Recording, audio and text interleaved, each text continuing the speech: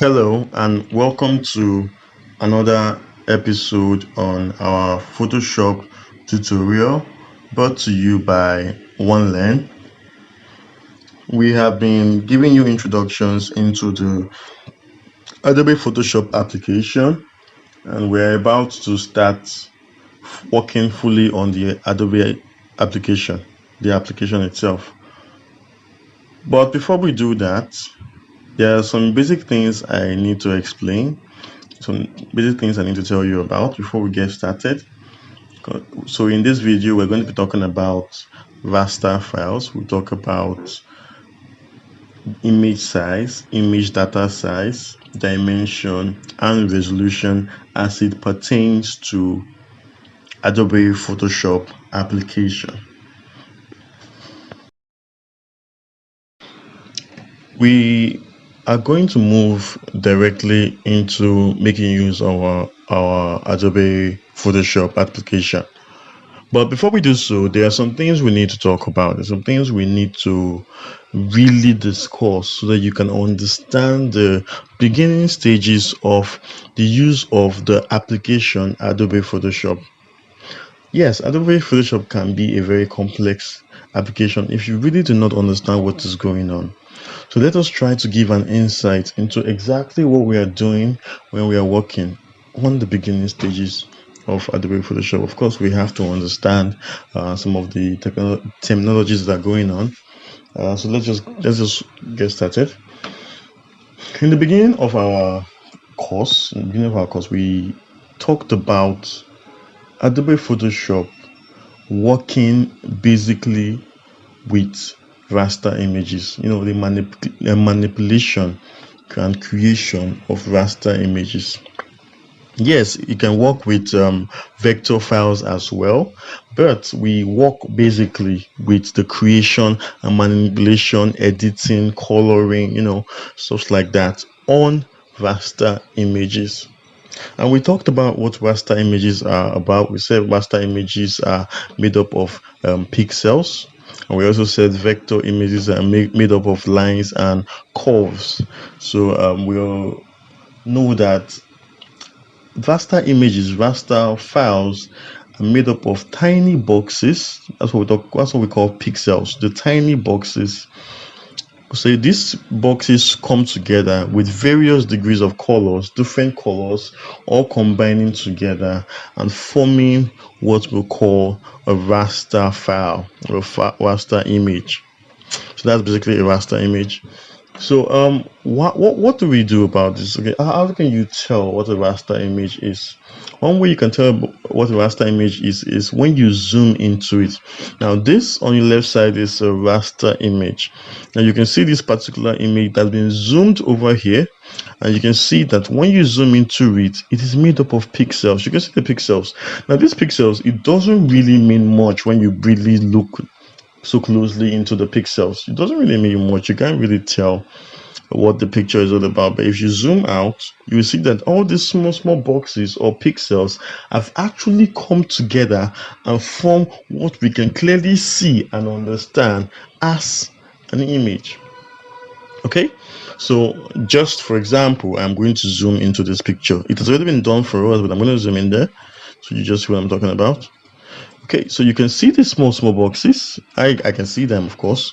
You can see the boxes, and you can see a lot of tiny boxes, all with a specific color.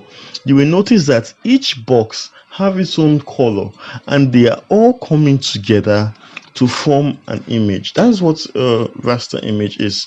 So when you're working on Photoshop, you're basically working on manipulating these boxes in order to create an amazing graphic file. So that's one of the most important things you need to know about Photoshop. So once you are working on manipulating photos, manipulating images, you are manipulating raster files. Okay, next thing we need to know is, we already talked about this, so I'm going to zoom into this just to give you something else, just to tell you. Okay, you can see as we zoom in, we see different boxes, and each of these boxes, they have their own colors. Now I want to show you one of the limitations of working with raster images. The problem with Photoshop is basically that raster images have a limitation. It's very bad, but it has a limitation. So if you're working with raster images, it means you have to know this limitation and you have to know how to overcome it. Now raster images, like we said, are made up of pixels. Now these pixels are tiny boxes. Okay, as you can see now, these boxes are forming this particular photo. I'm going to select the photo. Now in this box, this photo that I've selected are made up of tiny boxes. Now the limitation of raster images is in the scaling. Okay, so we are going to show you. I'm going to demonstrate. I've already zoomed. You can see right now. You can see this picture clearly, right? Yeah, you can see the picture clearly. So I'm going to zoom out, make the picture smaller. Of course, as it's smaller, you can see the picture. Yeah, yes, it too is smaller. Yeah, it's really small, of course, but the picture is still very clear. But I'm going to do something now. Now that I've made it really small, remember I made it really small, I'm going to increase the size. One thing you will notice is the picture is no longer clear. Now what really happened here? When we reduce the size of the image of that particular raster file, the tiny boxes that were in that particular picture, in that particular raster file, became smaller. They had to be compressed. Okay, they had to be compressed when we zoomed or when we scaled the raster file and made it smaller. They had to be compressed, so we had less tiny boxes than we had before we scaled it. So when we decided to scale back up, those tiny boxes don't increase. They remain small. That's the problem with raster. That's the limitation with raster file. If you scale a file, make it smaller, the tiny boxes, the tiny pixels, they all get compressed. Yes, it will still be clear because the picture is smaller. To the human eye, the picture will still look good. But if we increase the file again, since we have already scaled that picture, we have affected the small boxes that made up that particular picture. So when we look at this picture right now, we'll see that those small boxes that were compressed are still there. So they are not going to increase, they're not going to multiply once again because we are increasing the size of the file. It doesn't work that way. It means that those small boxes will still be there, and when we increase the file, we'll notice that that particular file is no longer as clear as it used to. This is what we call pixelated. This picture is pixelated, which means that they are very big boxes, and to the human eye, it will seem as if we are zooming into the picture, and it will no longer be as clear as we want it to be. So that is the limitation of raster files.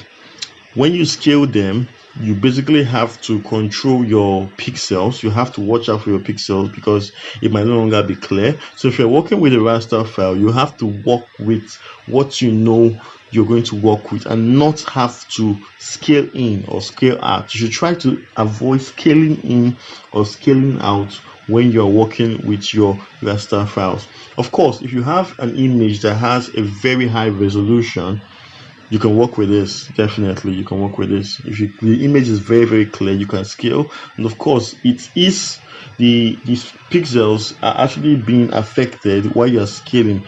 It will not be noticeable to the human eye because you have a very high resolution. Now we're going to move on.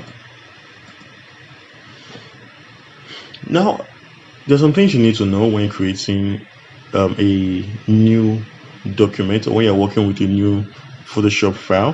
First thing is the image size. Okay, the image size is the physical size of your document. You can have it in inches, you can have it in centimeters, okay, files like that. For example, I'm creating a new file. Name, of course, presets. This might differ with the different versions, but you basically have the same settings. Now you can see the width and the height. Width is the physical size You can have it in inches, centimeters, millimeters, points, picas, and columns. These are different sizes. Okay, so this here, I'm just giving you a label, is the physical size, which is the image size. And then we have the image data size, which of course, as in kilobyte, megabyte, gigabyte. So we have 10 kilobyte for this one, 40 kilobyte for this one, 80 kilobyte for this one. Now, one thing I need to tell you is that each of these files here have the same physical size. So the image size is the same. Let's say, for instance, this is 5 inches, this is 5 inches, this is 5 inches, 5 inches. They are all 5 inches. They are the same, but the dimension is different. Now we're going to look into dimension. Before we look into dimension, you should also know that the resolution of each of these images are different. The first one we have 72 dpi, the second one we have 150 dpi, and the third one we have 300 dpi. Okay, you can notice that with increase in the dpi is also increase in the size. So what the dpi means is that it's dots per inches. So it just tells you the number of small pixels that are being represented in that particular file or image that you're working with. So the more the dpi, the more the resolution, the more the boxes or the pixels that you're going to have in that particular image. What does this tell you? The more the resolution, the higher your resolution, the clearer your file. That is basically what it tells you. It means that your file will become really, really clear as you increase the resolution.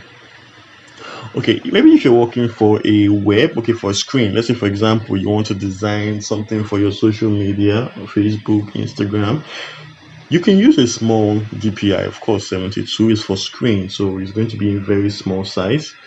But if you're working for print media, it is advisable to use 300 dpi, because 300 dpi, that is the resolution that the human eye can process. Okay, so if you have 300 dpi, it means that it will be very clear, your image will be very clear to the human eye when you print it out. Like I said, each of these files here are all the same physical size. So for example, if I'm holding these cards on my hand, if I'm holding it on my hand, they're all going to be the same size. Forget about the fact that they are zoomed in here. They are all going to be the same size. But what this just means is that this one here, this number 3, will be clearer than number 1. It will be way clearer than number 1 because it has a higher resolution, which means it is made up of more pixels, which just makes it way clearer. So what you need to know when you're working with Photoshop is what you're going to be working on, the platform you're working for. Then you can consider your image data size. You consider the kind of size you're looking for, and then the kind of size will tell you your dimension. Of course, your dimension is related to your resolution. The higher your resolution, the higher your dimensions. So it's your dimension that's basically making this thing larger, because your dimension is increasing. The physical size is same, but your dimension, which is the red arrow, is increasing. So that is basically how this works. The higher your resolution, the higher your dimension. Your dimension will tell you, usually in pixels, it will tell you the amount of little square boxes you have made up in that particular image. So let's say we have 1,000 pixels here, which means from here to here we'll have 1,000 square boxes. Let's say we have 500, means we'll have 500 square boxes. So basically that's how it works in Photoshop. So if you know what you're working on, you know what you want to work on, what you want to design, then you should know what your resolution, and then your resolution will tell you the kind of image size you're going for. So that is basically something you need to understand when if you're going to be working on image size, on Photoshop, on Adobe Photoshop. Now in the coming video we're going to go straight into talking about more on the Photoshop application, but I am just glad that I have been able to explain to you this little concept of image size, image data size, dimension, and resolution as it implies to Adobe Photoshop application.